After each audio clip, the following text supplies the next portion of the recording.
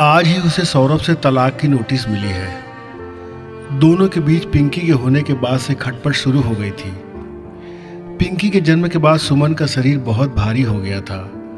उसका वजन अचानक बढ़ने लगा था और उसे थायराइड की समस्या हो गई थी।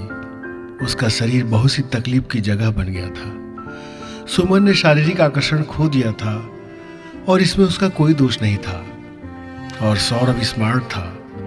प्रसव के बाद जो हाल औरतों का होता है उससे मर्द कितनी दूर रहते हैं, उन्हें जरा भी फर्क नहीं पड़ता और इनकी चाहत दिनों दिन बढ़ती जाती है। जबकि एक औरत बच्चे के जन्म के बाद कितने परिवर्तन से गुजरती है। वो केवल बिस्तर गर्म करने वाली आकर्षक देह की नारी नहीं रहती, वो एक ममतामयी माँ भी होती है जिसके सीने से चिपक कर एक नया जीवन रस संचय कर रहा होता है। सौरभ को अब सुमन को लेकर कहीं जाने में शर्म महसूस होती है। उसे अपने भारी भरकम शरीर वाली पत्नी के साथ पापा बनकर औरों की तरह बच्चा पाकर घूमना पसंद नहीं है। उसे तो जवां मर्द और लड़कियों के सपनों का राजकुमार बने रहने की ख्वाहिश रहती है। सोच के इस अंतर के कारण वो मन ही मन सुमन से खींचने लगा था। सुमन का तलाक के विषय में जल्दी निर्णय लेने का विचार नहीं था।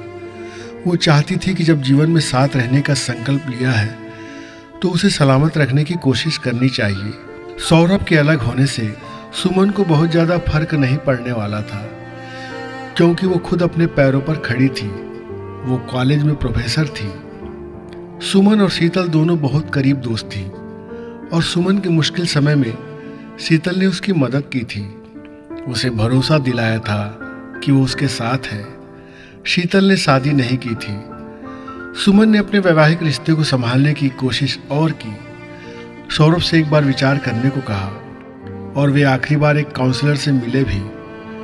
उसने उन्हें अनेक उदाहरणों से समझाया। उसने कहा, देखिए सौरभ जी, सुमन जी, खिलखिलाती सुबह के लिए अंधेरी ठंडी और डरावनी रात भी गुजारनी पड़ती है। केवल सुबह ही सुबह नहीं रह सकती, लेकिन हर सुबह एक उम्मीद और उत्साह लेकर आती है। ये कैसे मुमकिन हो सकता है कि हमें सिर्फ मीठा मीठा मिले और कड़वा नहीं। हमें तो मछली चाहिए, पर मछली का बाजार नहीं। हमारा जीवन सिर्फ हमारे सुख के लिए नहीं है।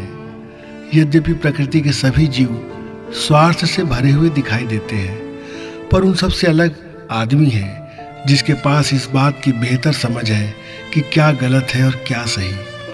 उसे ऐसी सामर्थ्य मिला है कि वो संतुलन स्थापित कर सके, किंतु जब वो स्वार्थ में डूबा रहेगा तब तो विनाश तय है। अन्य जीव प्रकृति से अपनी जरूरत भर का संचय करते हैं, किंतु आदमी पीढ़ियों के लिए संचय करता है। पल की खबर नहीं और बरस का सामान लेकर चलता है।